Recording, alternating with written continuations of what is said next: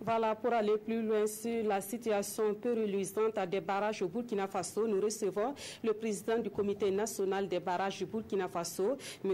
Adama Nombré. Bonsoir. Bonsoir, madame. Alors, au regard de ce qu'on vient de voir au niveau des deux reportages, est-ce qu'on pourrait dire que le Burkina a du mal à gérer ses barrages? Et donc, madame, je vous remercie pour votre invitation à échanger sur la problématique des barrages ce soir. Et je voudrais dans un premier temps dire que je suis le président du comité national des barrages du Burkina, et qui regroupe les professionnels du Burkina, tant individuels que personnes morales, pour essayer de maîtriser la question des barrages, contribuer à faire progresser la maîtrise de ces ouvrages qui sont des ouvrages critiques pour un pays sahélien comme le Burkina Faso. À votre question, est-ce qu'on a des difficultés pour maîtriser les barrages? Je dirais, bon, il y a des difficultés objectives, certaines qui sont là et qui demandent donc à être résolues pour améliorer cette maîtrise-là. Et ces difficultés se traduisent par la proportion importante de barrages, notamment les petits barrages, qui connaissent des dégradations, du fait essentiellement du manque d'entretien.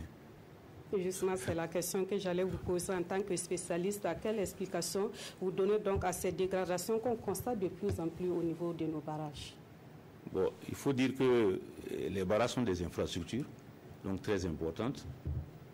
Et la qualité d'une infrastructure, pour empêcher les dégradations, il faut d'abord que l'infrastructure soit bien étudiée et bien construite. On dit l'infrastructure est de bonne qualité. Et le deuxième pilier, pour avoir toujours un barrage qui se comporte bien, c'est ce qu'on appelle la surveillance et l'entretien. C'est le point qu'on discutait tout à l'heure. Et au niveau des grands ouvrages comme le barrage Kanazoué ou le barrage de Moussodougou, c'est des ouvrages qui intéressent la sécurité publique. Au-delà des aspects économiques, il y a des problèmes de sécurité.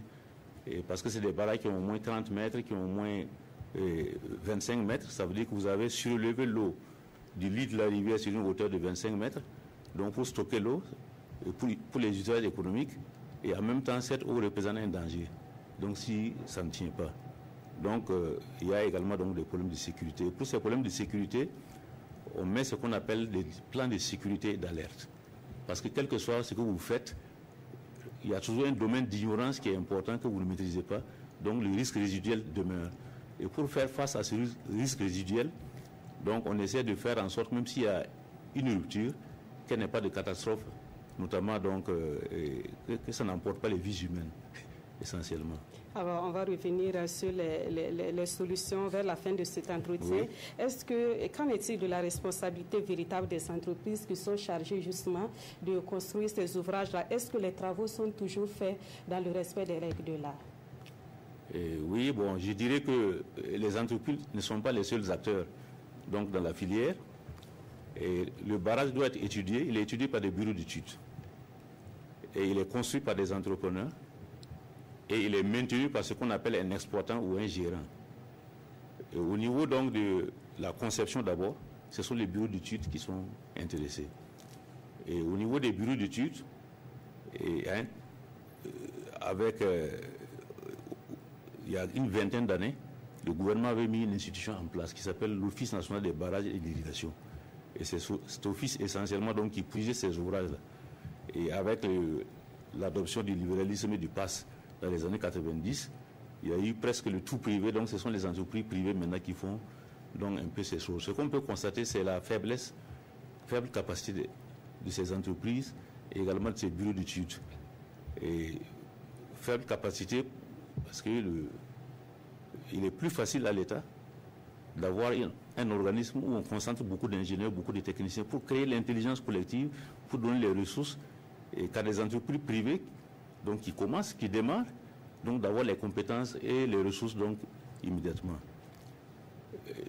Au niveau également des exploitants, il y a des difficultés. Vous avez vu le barrage de Moussodougou. Ce barrage est un grand barrage au sens de la définition internationale, et il pose des problèmes de sécurité publique. Et dès qu'il a été construit, un exploitant a été désigné en la personne morale de la SN Sochico, qui a été chargé de suivre le dispositif d'auscultation, parce que les ouvrages qui sont auscultés, de faire l'entretien courant du barrage et de produire des rapports au département en charge donc des barrages. Si vous prenez le barrage Oumarou Kanazoué, là, on n'a pas de surveillant attitré. C'est une des faiblesses. C'est-à-dire le gérant, l'exploitant qui est chargé, qui est responsabilisé au plan légal avec l'ensemble des obligations, donc n'existe pas. Donc c'est un peu les populations, les usagers, les directions qui essaient de faire quelque chose. Bon, et je signale que ce barrage a déjà été réhabilité en 2011-2010, si je ne me trompe. Et vous avez le barrage de Koubri, donc qui a rompu, qui est un très petit barrage. Il y en a beaucoup au Burkina, il y a à peu près 1 millier. Et c'est vital pour les populations, vital pour le pays, mais qui n'ont pas... Il n'y a pas de gérant. Justement, on va revenir sur le cas du barrage de Koubri. Un autre constat, M. Nombré, plusieurs de ces barrages-là sont situés sur le même lit. Est-ce qu'il ne faut pas craindre l'effet domino au cas où l'une des digues de ces barrages viendrait à céder? Oui, bon, c'est possible. À partir du moment où des ouvrages sont en cascade sur la même rivière, si l'ouvrage qui est le plus en amont casse, ça va avoir des incidences automatiquement sur les ouvrages qui sont en aval. En général, dans la conception de ces ouvrages-là, lorsqu'on veut mettre des ouvrages en cascade, on tient compte, on prend en compte la possibilité qu'il y ait ces ruptures-là. Donc, dimensionner les ouvrages qui sont en aval. Il y a quelques années, 5-6 ans, on a eu un incident sur le barrage de Yalogo, Tougri, ensuite d'Akiri, qui s'est répercuté sur le barrage de Liptougou qui venait d'être construit et inauguré, bon, qui a pris une crue mais qui a pu tenir. Quelles sont véritablement les conséquences économiques de la dégradation des barrages? Cette situation effectivement donc, est dramatique et je voudrais donc exprimer ma solidarité, ma compassion avec ces populations. Et cette rupture-là montre effectivement les conséquences économiques et l'enjeu que représentent donc les barrages. Et très rapidement, pour donner des ordres de grandeur, et en dehors de la ville de Bobo de Lasso, toutes les autres grandes villes du Burkina sont alimentées par l'eau des barrages. Ouégoua, Koupela, Ouagadougou, Potenga, etc. Donc, c'est un enjeu important pour l'eau potable. C'est également un enjeu pour l'agriculture. Vous voyez que cette année, la pluie n'est pas très régulière et après la saison des pluies, il n'y a pas d'eau si cette eau n'est pas retenue par des barrages. Et l'eau retenue par les barrages sert aux populations pour développer de l'agriculture irriguée, produire des maraîchages, produire du riz, produire du maïs, pour leur propre consommation, mais également pour avoir des revenus. Et ces barrages également sont généralement des ponts qui permettent de franchir les rivières, donc de relier des villages et des zones du pays donc, entre elles. Et ces barrages, c'est également l'électricité. Une partie de l'électricité consommée est produite donc, dans les barrages hydroélectriques. Et il y a beaucoup d'autres fonctions que les barrages remplissent. Donc, ce qui fait que lorsque le barrage casse, c'est des préjudices énormes. Toute l'économie donc qui prend un coup. Voilà. Alors pour terminer, M. Nombré, que faire pour améliorer la santé de nos barrages et éviter le triste constat qu'on fait actuellement au Burkina Faso? Bon, disons que à ce niveau, il y a un effort important qu'il faut faire pour la formation des ressources humaines. Parce qu'on a examiné tous les aspects, mais c'est l'homme qui est aux clés et qui est au cœur donc, de la problématique. Le tableau de l'ordre des ingénieurs du Burkina, à la date actuelle, comprend à peu près 140 ingénieurs qui s'occupent du bâtiment, des routes, des barrages, des forages et ainsi de suite. C'est le nombre d'ingénieurs qu'il y a dans un bureau privé au Maroc ou en Iran ou en Europe. Donc ça veut dire qu'il y a un déficit important de ressources humaines en quantité. Ensuite, en qualité, il faut former ces ressources humaines-là.